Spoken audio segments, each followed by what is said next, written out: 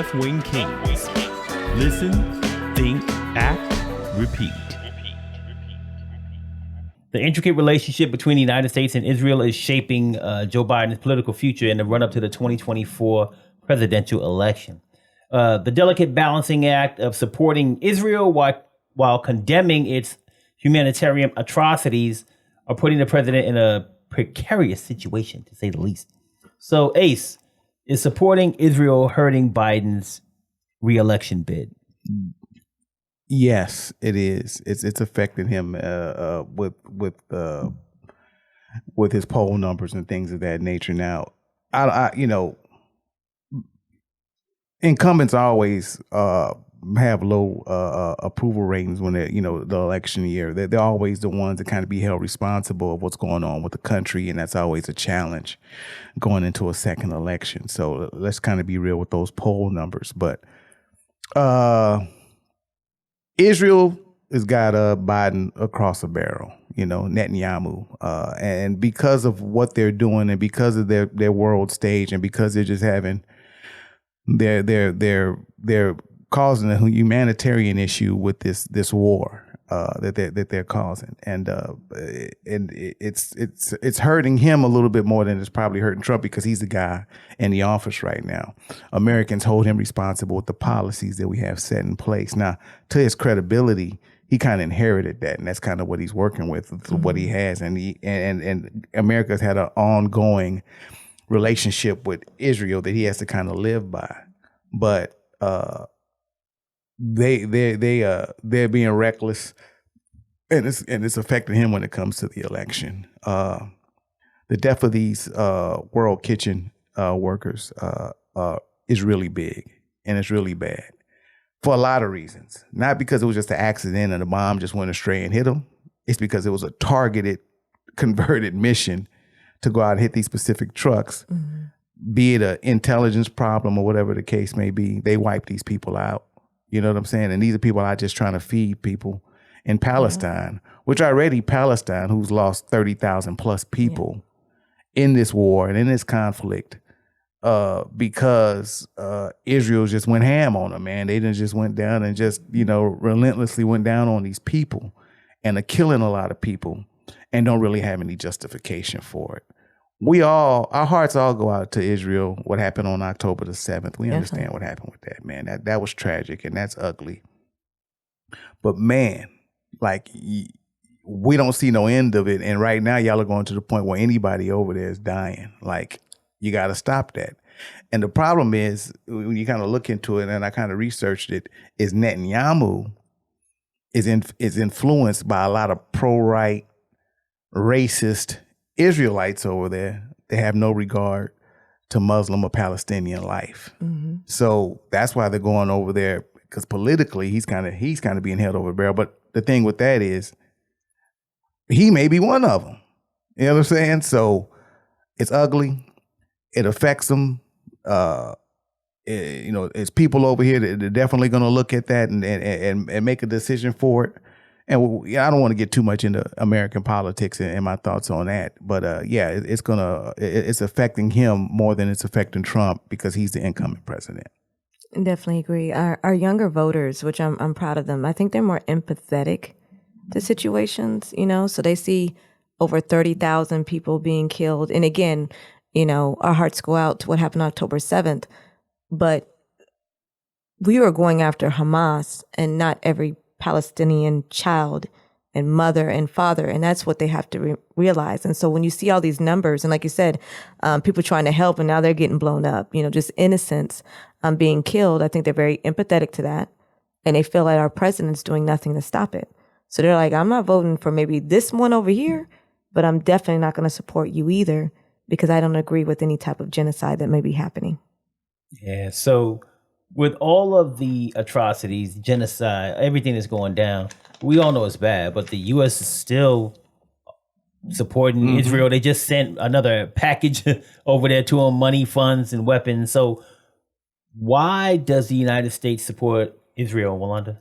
The historical and strategic, political, and cultural differences. So we have historical ties to them. I think since 1948, that's when they got their independence. So we've been riding. We share democratic, right, views together. So we're aligned in that perspective, whatever that looks like. Strong, strong alliance there, right? There's strategic partnership, like I said, being in Middle East, that's our ally. Ain't nobody Oil gonna mess. money. Right, so it's money. Regional stability in that, so promote stability in the U.S., counterbalance other regional threats. Domestic policies are influential. They have that, which I didn't know. I did know that there's like a super PAC, which is called the American Israel Public Affairs Committee, and that contributes to a lot of things that are happening. So they're kind of like their super PAC. It tells them what to do. Like, you're gonna do this, you're gonna do that. So a lot of that influence. And the biggest one to me is on a lower level, but the Holocaust remembrance. I know, I was going to say that. We are not going to forget about the Holocaust. We don't talk about slavery, but we are going to talk about the Holocaust every single day.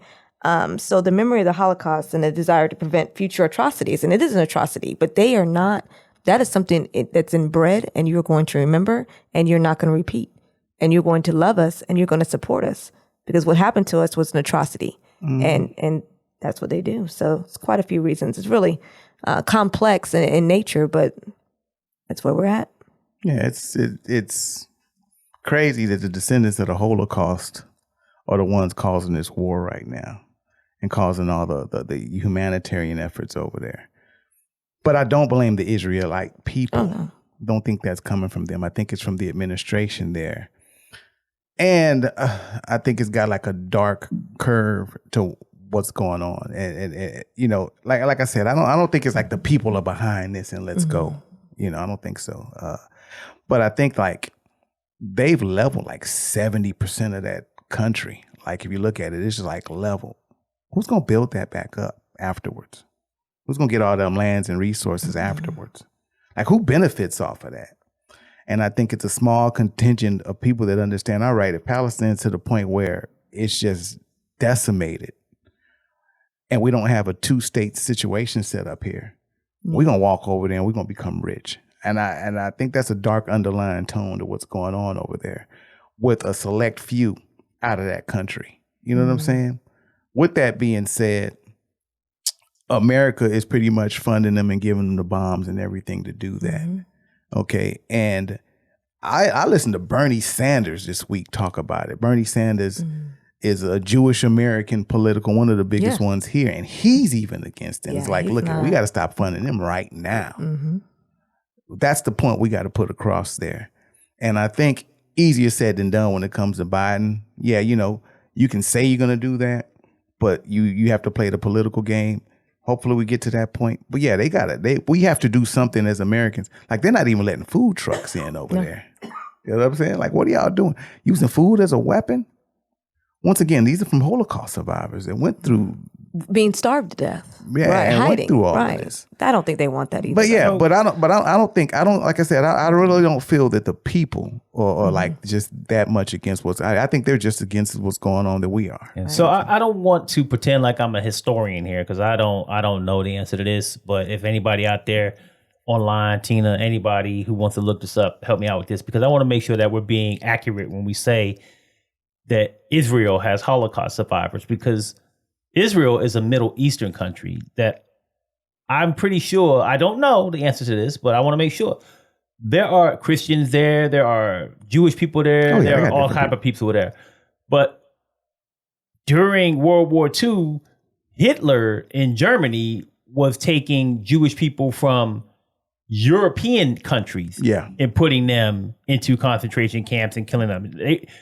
Hitler didn't go to Israel. They didn't go to the Middle East and attack the Middle East. So I want to make sure that when we say, hey, we're talking about Holocaust survivors, I don't know if people in Israel are Holocaust survivors or not. But like I said, I don't know the answer to that. I just want to make sure that when we say that, we're being accurate. Well, I'm not sure. Yeah, after World War II, what happened is the UN created Israel. That's part of the argument right now, or the fight that they've been having for years.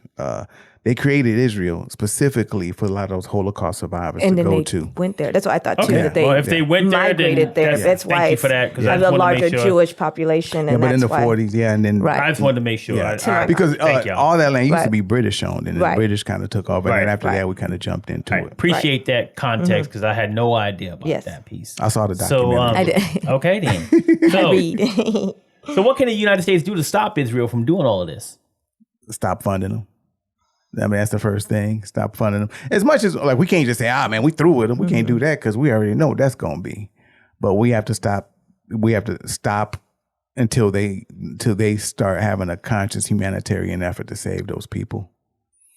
And they got to just say, they maybe approach this thing wrong.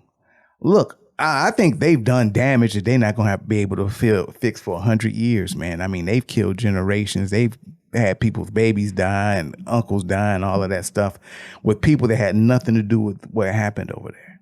You know what I'm saying? So I don't know how they repair that or do anything with that. But until they start letting people in there get food and they're conscious of that and maybe understand that, unfortunately, how they're fighting Hamas may not be the right way.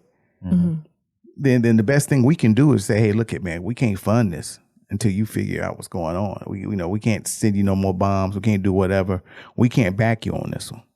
Right. Until we do that, man. I mean, I don't see anything. Like, you got to let them trucks in. And you know what? I know Hamas. They some sneaky son of a bitches. They probably going to be moving in and doing whatever. You got to fight that covertly, man. You got to fight that with special forces. I don't see how bombing an apartment building is hurting Hamas. Right. Yeah, they're hiding in it. Yeah, they got tunnels. They got this and that. But blowing up an apartment building full of people and doing this and doing that, and like, of course they're hiding within the thing. But that's why you have, we have warfare specifically for that. Right. It's called covert. It's called spies. It's a longer war. It's a harder war. But they have ways that they can covertly go there and get amongst the population and try to fight Hamas or whatever. Yep. Or you might fight them financially. Find out who's financing them. You cut their money off that way. Yeah. You know what I'm saying? But you got to be smarter. It's other than driving and flying planes over and bombing people and keeping food out of that and all of that. That's crazy. Yeah. Yeah. I said the same thing. Ensuring aid is getting to Gaza, condemning the abuse of human rights that's happening to them. And I know you got to still fund them some kind of way. I get that part, but like diminishing how much weapons and make sure we are focusing on Hamas and not the whole, all of Gaza, because we know that's just not the case. They're not everywhere, We've had our own atrocities in the United States, and I was thinking, what if we acted like that? 9/11.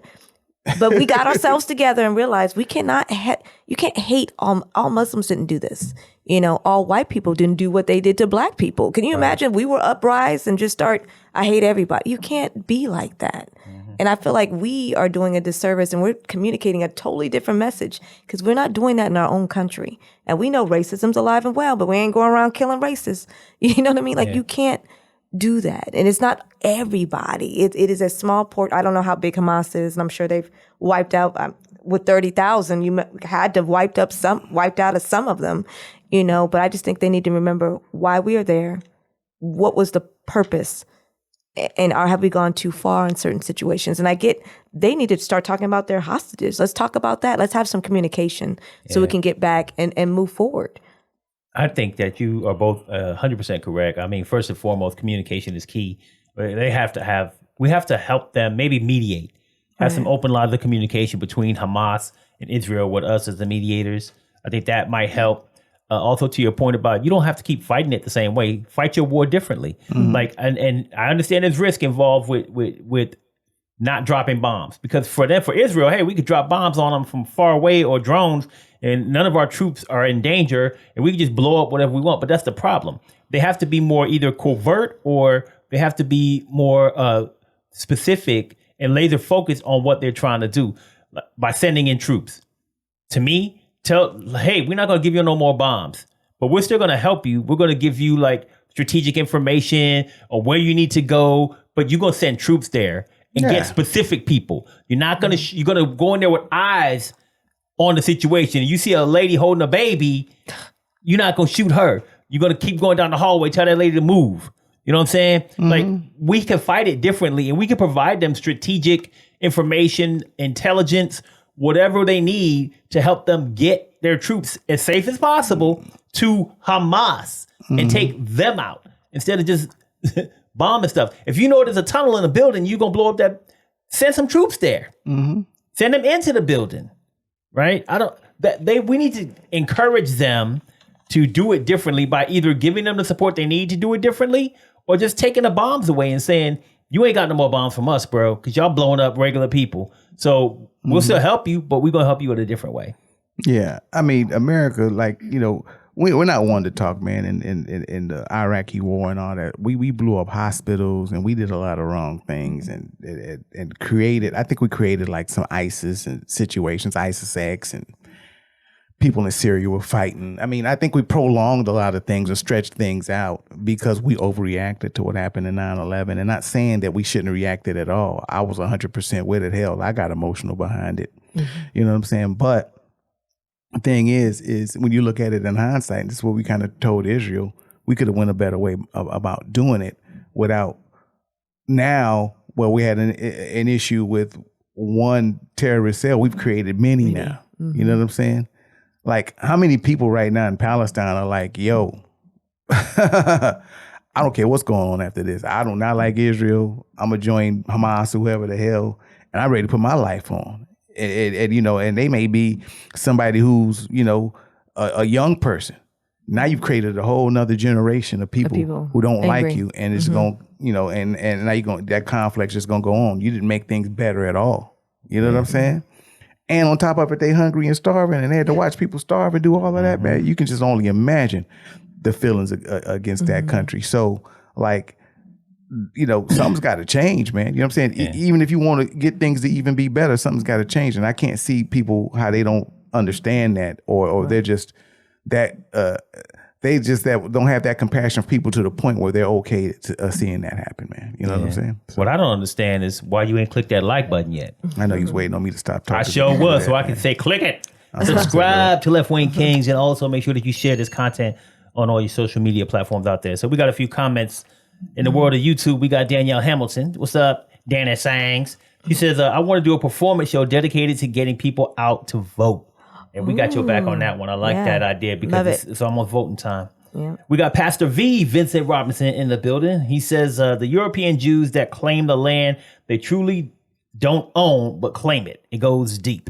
Yeah, so I guess they can try to claim some ownership in some kind of way. But anyway, they try to blow it all up so they can get it back, I guess. He's going down to the roots of the problem with Israel right now. Exactly. Yeah, and then we got Dr. Sizer, Dr. Larry Sizer. What's up, Dr. Sizer? He says Israel managed to create 2 generations of people who will be living to kill them. Yeah. Yes. They show us that's what you were talking about. Like, you created anger now. Ooh, and it's going to run deep because they've seen. They already had issues. Yes, now it's deep. How can Biden advocate for peace while still supporting Israel and maintaining an alliance with Israel? How can he walk both sides of the fence? Peace?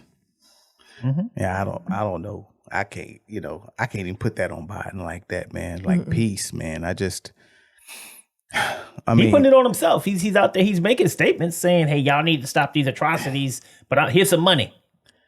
I mean, here's some bombs. I mean, he's binded by the treaties that he has. Have with him, and like I said, man, they really thrown him over a barrel like that. It was easier said than done. But to walk out and say peace, because even maybe the UN gets involved or something. I mean, I think he can get some kind of ceasefire or something like that. But I think that they've created so many radicals right there. They're not gonna have no peace. Just not gonna have no peace like that.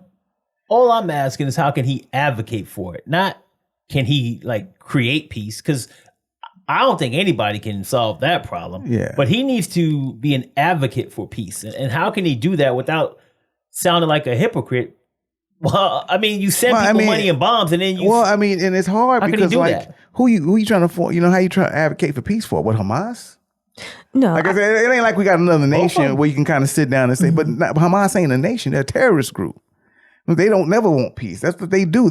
So it's kind of tricky because you still got to fight Hamas. See what I'm saying? It ain't like we can just say, we're going to have peace and, we're going to sit down with the people with Hamas. The problem does start with Hamas still. Like, they're the ones that initiated the attack out of nowhere. They're the ones that actually it takes have two to tango, though. No, but they started it because they have a platform. Honestly, this is their platform to do. This is what they do. They go out and attack and do and implicate and do all of this stuff to get these wars started. But so it's not like you don't sit down with Hamas and Hamas is going to be. Why not? I'm just saying, but it's not. But they don't even have a territory. They're just a terrorist group. You know what I'm saying? The whole issue and the situation they had right now in the first place was because they on some terrorist shit. You know what I'm saying? It ain't like they trying to make things better. You got to talk to somebody if you want to stop. You can't stop wars and fighting without speaking to people. You got to communicate once again. There has to be a mediator. And just because you started something don't mean that you're the only one to blame. Israel is taking this shit to a whole nother level. Yeah. Like you said, they're creating people that are going to hate them. They are indiscriminately bombing people from the country that had nothing to do with it and killing their families. They have some responsibility here. Yeah, it's not all no, definitely. Just because they started it don't mean that they to blame for everything that's happening now. Yeah, but I think that's where someone has to come in and say, look, I don't care what you are, a terrorist group, the Klan, whatever. We need to stop this. Let's talk. Let's do something. What do you want? Like, I mean, they might not get what they want, but there's something they want. The Taliban wants something. Every group wants something. They might not get it, but. Yeah, no, and I get that, and that's why I said you said peace, and that's why I said. But I'm saying that's why I said it has to be a ceasefire because I don't think Hamas is going for peace. You know what I'm saying? Like, you got to stop killing people. It's kind of like we talked about the Haitian gangs. Like, there has to be something they want, something that will end their activity. They do want peace at some point, but I'm pretty sure if they ran Palestine, if they were in charge of Palestine, but if they do now. If they are not as a terrorist group, if they were the government, if they were in power and all of that, not from a terrorist perspective, but if they had their person as the president or whatever damn ruler they have, they wouldn't want to be fighting anybody right now because they have everything. Just like white folks don't want to fight people because they got everything. I mean, they want to keep things the way they are. And if they were in power, they wouldn't want to start any trouble with anybody. October 7th, they were in power. They ran the whole country. No, they ran the whole country up to that point. Hamas was in control. They just all of a sudden came and attacked Israel. That's part of the craziness and the power. They were in control now. Who? No, I mean, I guess Israel's in control. But at the time when they attacked, Hamas was in control and running Palestine. Hamas, okay, so they don't control everything. Understand. First you said Hamas was a terrorist group. They are a terrorist group. But they're a government. Taliban's a terrorist group, but they run Afghanistan. Hamas is a terrorist group. Their government group is not called the Taliban. They have a name of their government the Taliban group. The Taliban may be a party or group or whatever that runs their whatever the hell, but are they a terrorist group or are they the government? I mean, they can't be both. It's like I guess the United States is a terrorist group. We went out. Taliban ran Afghanistan. Hamas was running Palestine. Right. That's what happened. They attacked on October the 7th. And that was the issue. The people that attacked look like some motherfuckers from across the street, okay? And they had on polo shirts, AK-47. So you telling me that's the government of Palestine? That's who was in charge of Palestine. It's like the gangs like taking over, basically. Well, to me, you can do both. You stand in solidarity of your Muslims against prosecution and oppression. So he needs to speak on that.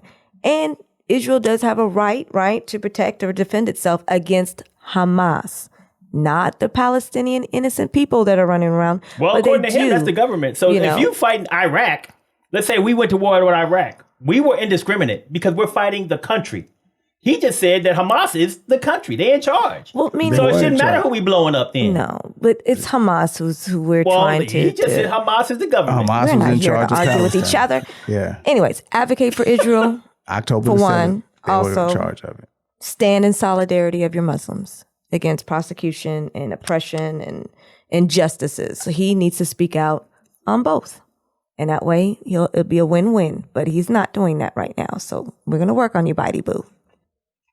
So can he support Muslims and Israel at the same time? Yes. If you are talking about, being opposed to the prosecution of them and injustices that are happening to them. And if he's speaking on that and doing something to ensure that doesn't occur, then yes. And again, supporting Israel did have a right to defend itself against Hamas. Well, I mean, but right now, they have overstretched that. They're gone Hamas, the whole, everybody else also who just happens to live there innocently. So he needs to be very discreet and explicit on what I'm going to help you with and what I'm not going to help you with. So right now, Biden is at events, and according to people who say Hamas is the government, they got Hamas flags in the damn... Where's that? No, he's not. Well, he said that Palestine is Hamas, so that's what I'm going to say for now. I didn't say Palestine. I didn't say Palestine was Hamas. I said Palestine controlled Hamas controlled Palestine. He got people saying... No, he said that Hamas during his stuff and all these things. So Hamas is all over the place and all his. No, what he's Hamas controlled Palestine and ran the government at the time. They were terrorizing the people and everybody else. That's what he's saying. Terrorizing the people too, but they controlled Palestine at the time. Like they were terrorizing those people. They were the government at the time. They were. Just like they are a terrorist Haiti. Like in Haiti, you can. Yeah. I understand what you're saying. I know. Okay, I do. We'll talk after the gangs in Haiti is. What it ain't the gangs. The gangs in Haiti got rid of the government. Doesn't mean you have to be an organized government. When you're thinking of government, they got rid of the government. Democratic government, like organized. I don't think they're organized to do so, but you can terrorize people like you're gonna do what I say, kind of thing, like the gangs are in Haiti, but not an organized democratic government. They got rid of the government. I know, but I'm saying like the Hamas situation wasn't an organized democratic government. We're not looking at it in that retrospect. They controlled the government. Right. They did. They ran Palestine before. Why you think they all infiltrated and they all dug in there, man? They ran that country. I understand what you're saying. That's the problem. And then what happened on October the 7th, they went across and they attacked some Israelites and brought them over and made them hostages. But the reason they were in the power to do that, because they ran the country. And they were persecuting the people there. They were. You know, and that's why it's all kind of indiscriminate bombing right now because they don't know how to tell who from they what. Hide like you said, they're rolling around with T-shirts and polos and stuff. Yeah. So they don't know who they ain't like they had uniforms that said Hamas on it. Like, man, these niggas, they should. No, they don't run like that. To say United States of America. Exactly, but they hide amongst the people. That's why they're hard to find. But that's why I'm telling you. That's why I'm telling you that it's not like you can sit down with Hamas and you can sit down and do a ceasefire and say stop killing us for now. But their whole purpose is to go around and kill people and terrorize them. Let's talk to them. They did. But all you can do is, but out of nowhere, they also attacked them on October the 7th. So all you can do is sit down and say, let's have a ceasefire right now so you can stop killing people. But at the end of the day in the story, we got to get rid of Hamas because they're a terrorist group. And like a country, like we want them to be sovereign. No argument there. You know, just like end of the day, one day we're going to have to face the Taliban again as soon as they do something crazy. You know what I'm saying? It's just no what argument it is. There neither. Or Palestinians that might be upset because I would they're think they're gonna create something new. Yeah, I think they'll be upset. After us and all of them. So something else is gonna come. They know the United States is involved, so I can understand like why are we so hated as people when we go to different countries? If y'all haven't noticed that, they hate us, you know, and based upon things that I think the government does.